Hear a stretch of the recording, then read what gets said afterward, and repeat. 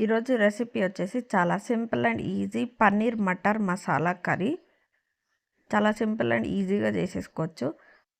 First కడాయి పెట్టేసుకొని అందులో 1 table spoon oil వేసేసుకొని ఒక 4-5 టమాటోస్, ఒక 2 ఆనియన్స్ని మంచిగా రఫ్గా చాప్ చేసేసుకొని ఆయిల్లో వేసేసుకొని ఒక 10-15 మినిట్స్ వరకు ఫ్రై చేసేసుకోవాలి. టమాటో అంతా కూడా సాఫ్ట్ అయిపోయేంత వరకు మంచిగా ఫ్రై చేసేసుకోండి సిమ్లో పెట్టేసుకొని. అట్లా ఫ్రై అయిపోయిన తర్వాత అందులోకి ఒక 8-9 కాజూస్ వేసేసుకొని ఒక 2 మినిట్స్ పాటు మంచిగా ఫ్రై చేసుకోండి. అట్లా అవి కూడా ఫ్రై అయిపోయిన తర్వాత 1 టీ స్పూన్ గసాలు, 1 టీ స్పూన్ నువ్వులు కూడా వేసేసుకొని మంచిగా ఒక 10 మినిట్స్ పాటు ఫ్రై చేసేసుకోండి. మీడియం ఫ్లేమ్లో పెట్టేసుకొని అట్లా మంచిగా ఫ్రై చేసేసుకొని ఒక మిక్సీ జార్లోకి తీసుకొని పేస్ట్ చేసేసుకోండి. వాటర్ ఏం వేసుకోకుండా పేస్ట్ చేసేసుకోండి స్మూత్గా. ఈలోపు పన్నీర్ కూడా చిన్న చిన్న పీసెస్గా కట్ చేసి పక్కన పెట్టేసుకోండి.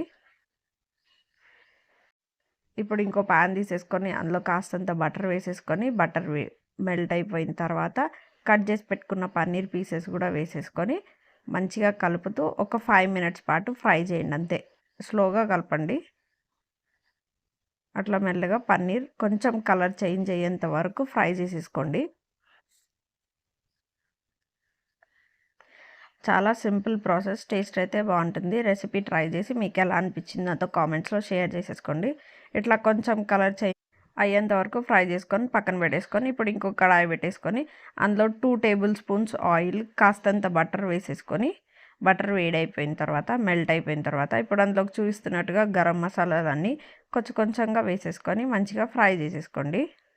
అట్లా ఫ్రై అయిపోయిన తర్వాత గ్రీన్ చిల్లీస్, కరివేపాకు కూడా వేసేసుకొని మంచిగా ఫ్రై చేసేసుకొని ఇందాక మిక్సీ చేసి పెట్టుకున్న పేస్ట్ కూడా వేసేసుకొని మంచిగా కలుపుతూ ఒక 10-15 మినిట్స్ వరకు మంచిగా ఫ్రై చేసేసుకోండి. పేస్ట్ అంతా కూడా ఆయిల్ సపరేట్ అయ్యేంత వరకు కూడా మంచిగా ఫ్రై చేస్తూ మధ్య మధ్యలో ఫ్రై చేసేసుకోండి.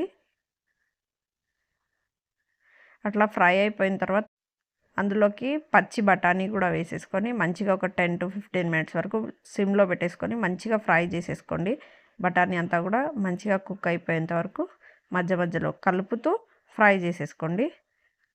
2 teaspoons red chilli powder, 2 teaspoons salt వేసేసుకొని మంచిగా కలుపుకుంటూ అంతా కూడా మగ్గనివ్వండి.